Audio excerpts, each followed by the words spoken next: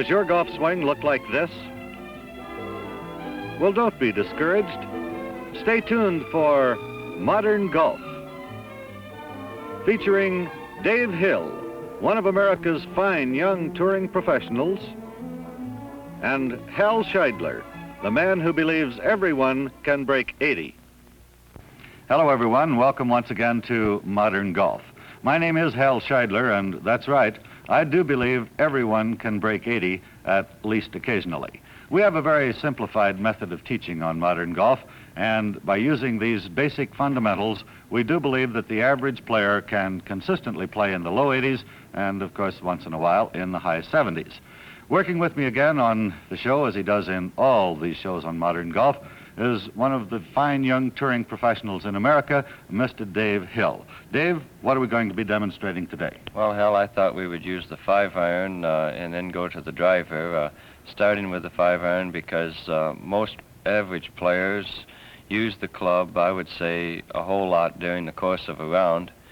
And the driver, they have problems with, and I have problems with also, so it ought to be fun. We'll see how you make out today. A little later on in the show, too, Dave will be conducting a rather unique experiment, as he is in each series of Modern Golf.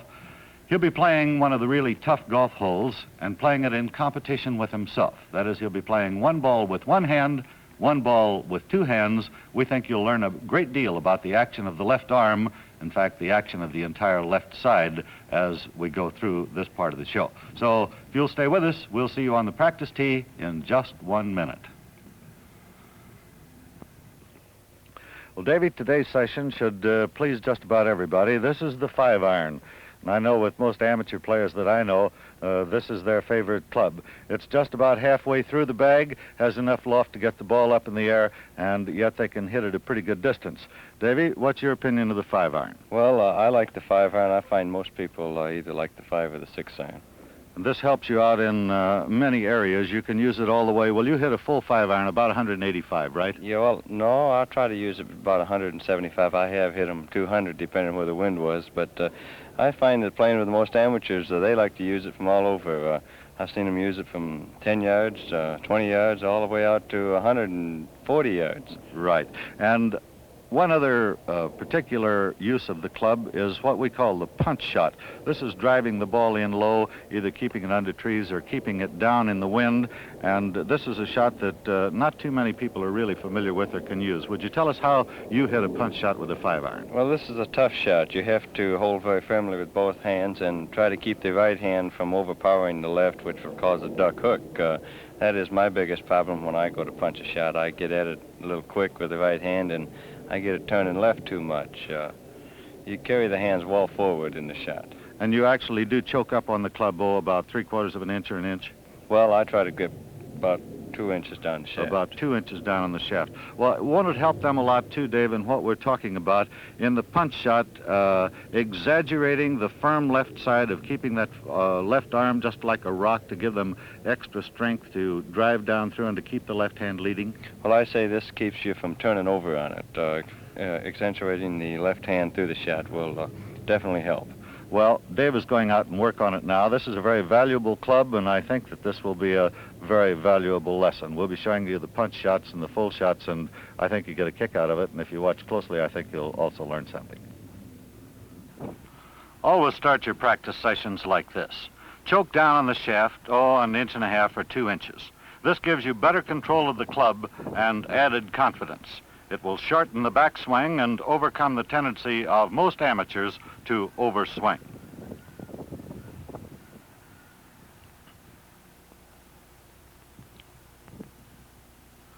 Watch that head position. Keep the left arm firm and straight and force the left hand to lead throughout the shot. Actually feel as though you are pointing the club head directly at the target. Jam the left knuckle straight ahead as far as possible. From this position, we have an excellent opportunity to watch the all-important extension of the left side. Notice that the left arm will stay straight and firm until the hands are at least hip-high on the follow-through, and that the hips and shoulders have turned completely to face the line of flight. This view presents the best study of head position. Dave has drawn an imaginary line from his nose to the back of the ball, and his nose must never cross that line until the ball is airborne. The hips will move out from under the head, but the head will remain behind the line through impact.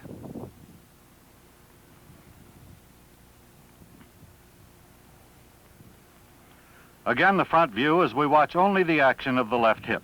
Dave will make the full turn to the inside.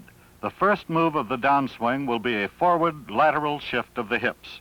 The left hip drives straight at the target as far as possible and then turns to the rear to clear the way for the right elbow to move through on the inside.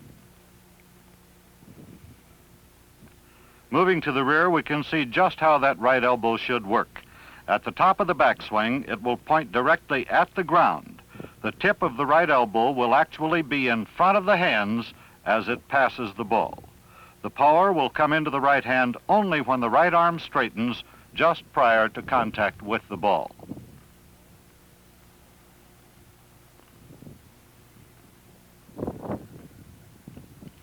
Here's a very fine practice item for you.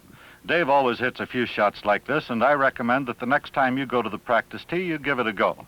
Don't try to kill it, just a good, solid three-quarter swing. Pull from the top with the left hand and release the right hand completely, immediately following contact with the ball. Hang on with the left, drop the right hand off the shaft, and watch the extension you get. You might also notice club head speed will increase, proving that for a majority of players, the right hand is actually a deterrent and about the only thing that is really wrong with their golf game. Give it a try. What can you lose? Nothing has changed in this swing until you get back to the ball.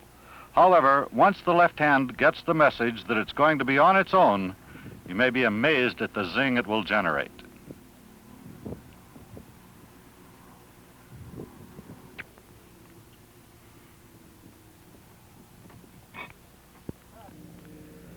Every once in a while on the show, we try to give you a practice device which will help you to perfect your game, something that you can work on away from the golf course and actually get a lot better idea of the true golf swing. Today we have a little one that we call the ball on the line. I know this is a favorite practice of Dave's, and we're going to ask him to explain it to us, and then we'll go in and show you the real action. Davey, tell us about it. Well, Hal, the main reason for this ball on the line setup is to prove that we strike down on the ball first. You don't ever pick it or, like most amateurs, try to scoop it off the grass. You got to go down into it and through the shot. They try to hit the ball up in the air, which is actually not the way to do it. Remember, we've reminded you that golf is a game of opposites. You strike in to make the ball go out, you strike out to make the ball go in, and you strike down to make the ball go up. The elevation is built into the club face, so you always strike the ball on the downswing and then into the turf to get your divot. That's right, Hal. It's very important, and it also keeps the ball a lot straighter. And it keeps it in control. Well, that's the main object. In teaching and working with this shot, I've had people, when they would finally hit this shot correctly, they would say, I never hit a ball like that in my life. I think when you do hit this shot correctly, that you'll get an entirely different feel, and there's a real thrill to hitting a good golf shot, isn't there, Davey? Well, there's a solid feeling, and I think I'll go over and get with it. All right, fine. We'll be right there. We've set up a demonstration for you. Dave practices this way, I practice this way, and I guarantee you one thing, it won't hurt your game any either. This is a practice device we've shown in a previous show. However, I feel this is one of the most neglected phases of teaching, and I'm constantly amazed at the number of longtime golfers who do not know this to be the correct manner of striking the ball. We've placed a nylon cord between two golf tees. We actually used a double line for emphasis, and the balls are placed immediately in front of the line. I'm certain you'll agree it would be impossible to pick these balls or hit them on the upswing without disturbing the cord. The ball first, and then the turf, taking the divot after striking the ball.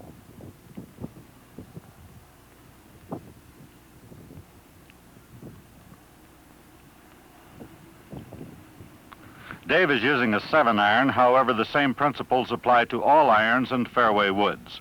The only time you catch the ball on the upswing is when using a sand iron or a driver. With no debris between the club face and the ball, the dimples on the ball can mesh with the grooves of the club face, and you get maximum distance and accuracy. And Dave proves even the best can catch one fat occasionally, although he was still on the downswing and probably would not have been hurt too much that time. This is such an important part of golf, I wish I could dramatize it even more. When you try to pick the ball on the upswing and catch it a bit thin, you can roll it along the ground a few yards, and you may put a big smile in it.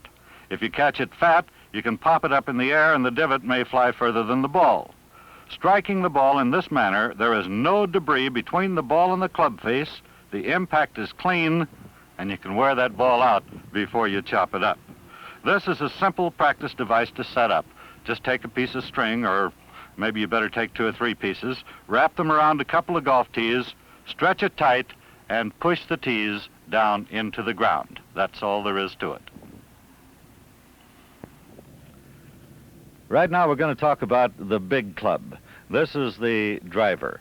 Now, we all know that unless you can move that ball a good way off the tee, you're not going to win very much in modern golf.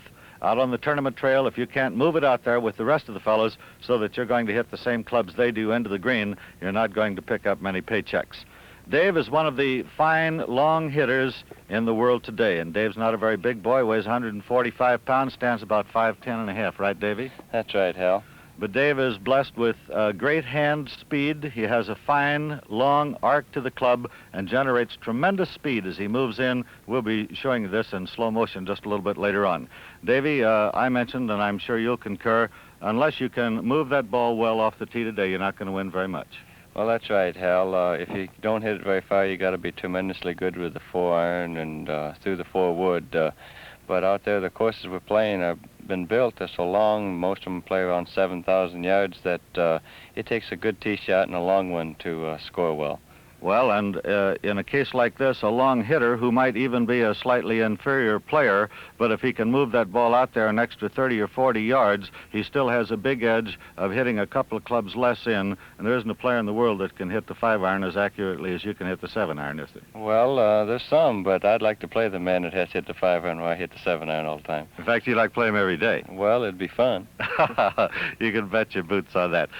Dave, I've accounted for your great distance off the tee, and you are one of the long hitters on the tour. I've accounted for this distance by the fact that you have a big arc and that you generate tremendous speed coming into the ball. Well, Hal, it's you can see I'm not strong. It's a matter of having fast hands and good reflexes and a very good timing. I know that a lot of people think simply because you're a big, strong fella, you should knock the ball out of sight. And this isn't exactly true at all. Unless you can convert that strength to speed, you're not going to move the ball, because the only thing that drives that ball the distance is the speed of the club head through the impact area.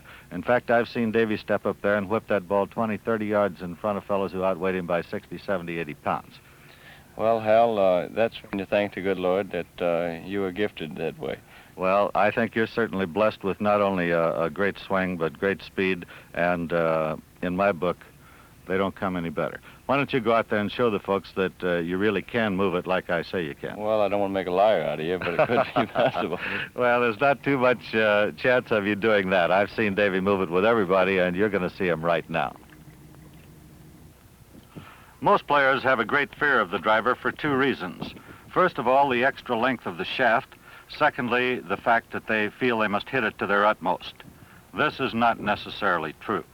Certainly you wish to hit the driver hard, but all you do is take the same swing at it that you would with the 5-iron, and the difference in the length of the shaft will help you to get the additional distance.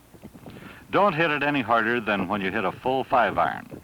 You do spread the feet somewhat more, try to get a little stronger stance, stand up straight to the ball, and always swing within yourself. The hands must be good and strong, but if you'll pull down with the left arm and really pull, keep the head behind the ball, and extend the left side as far as possible in the direction of the target, then I think you'll have no trouble at all. Watch the extension of Dave's left side. He will drive underneath the ball with the right elbow moving inside the hip and the power coming into the right hand as the arm straightens just prior to impact. Here's the best possible view of the left side, with the left arm moving straight and firm out along the line of flight, with no breakdown in the left side until the hands reach at least hip high on the follow-through.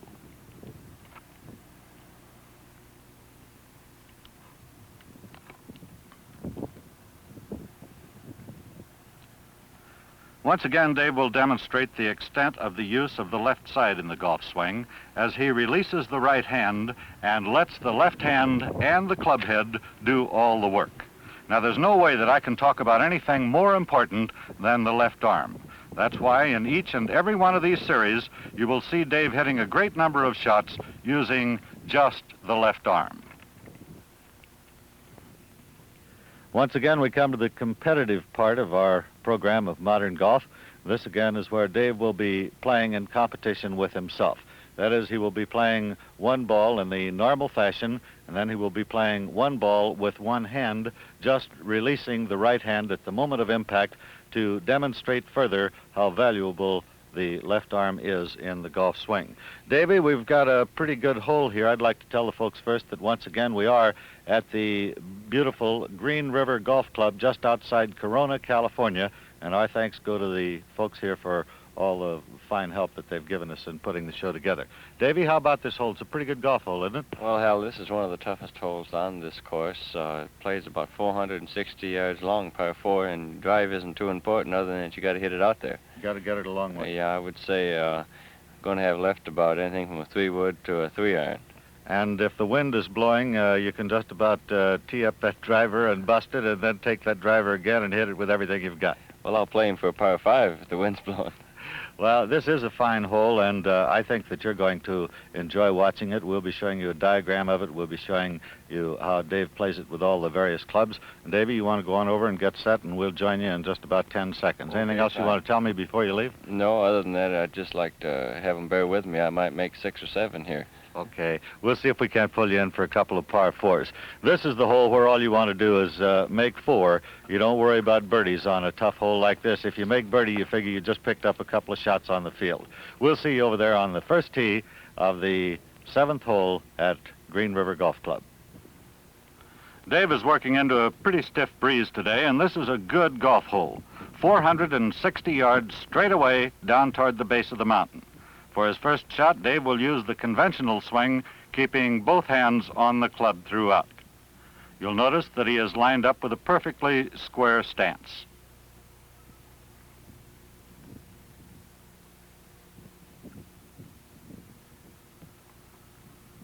Makes a nice pass at it and a beautiful tee shot right down the center of the fairway and just in right center, almost perfect position and out about 260 yards. This will leave him about 200 yards to the pin. For the one-handed shot, same stance, straight away with the shoulders slightly open.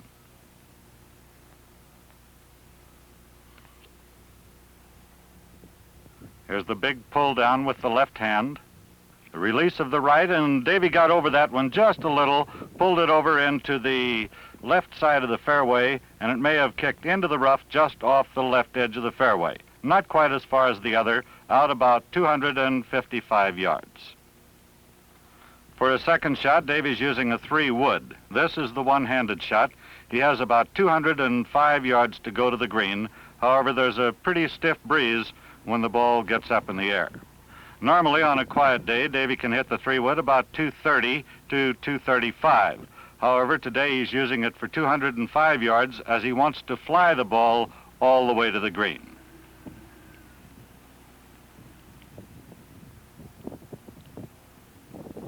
Starts it out just to the right of the flag, which you can see in the far right center of the picture.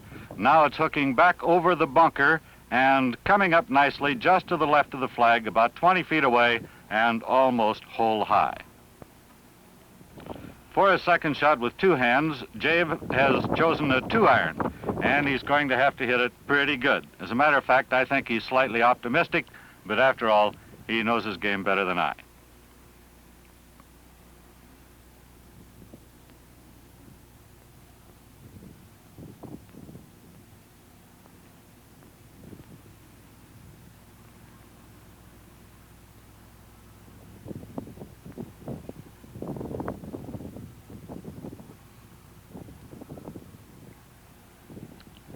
started it out directly at the flag, but drew it a little bit, and it's going to be down at the bottom of the hill off the green, some 50 or 55 feet from the pin. He'll have a reasonably tough little pitch shot up there.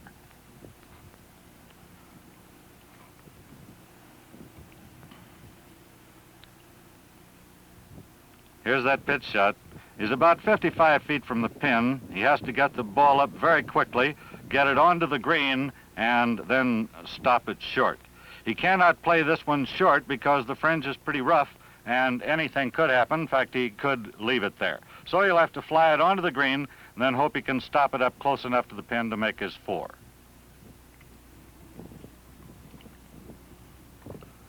Coming up almost directly at the flag, slightly to the left, hits short of the pin, takes some little roll, but a very fine shot, and I think he's happy with that. This is the ball Davy's been playing with one hand. Has a pretty good little putt at it here. I'd say about 12, 14 feet. Strokes it up and leaves it just off the lip, but a nice 4.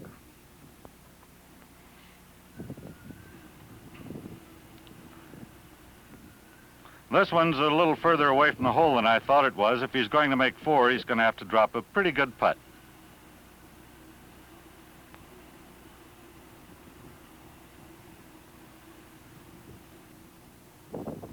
And makes it 2 4s. And that wraps up one more edition of Modern Golf. We worked with 2 highly important clubs today, the 2 clubs that you'll probably use more than any other specific 2 in the bag.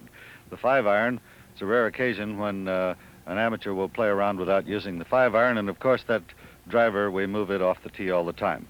Dave, congratulations again on some very fine golf on a tough golf hole. And that tee shot was mighty important today, was it not? Yes, Hal, the driver is always important because you got to hit it off the tee before you can hit it again. And most amateurs, when they get a hold of the driver, they try to muscle the ball instead of just swinging it and letting the club head do the work. And accuracy is important with the driver as much as distance, and I would say more so. Your distance can get you in a lot of problems if you can't hit it in the fairway. That's always been one of my strong points, Davy. I never hit it far enough to get it in trouble. Oh, I know the tee ball is very big and very important on the Pro Tour, but for the average amateur, there's really no occasion for him to try to hit it that hard. No, I would say the average amateur should concentrate on hitting the ball from 200 to 240, and he has to hit it, swing the club real good to do this, because he's playing from the members' tees, and the course normally doesn't play as tough. Fine. Thank you very much, Dave, and I'm sure that you work on that driver. Try to swing within yourself at all time and let the club head do the work, and in the long run, you're going to be a lot better off. That's pretty much our story for today. Dave and I'll be back with you again, same time, same station, next week. Hal Scheidler speaking for Dave Hill and reminding you, keep your head down and your left arm straight, and believe me, you can break 80.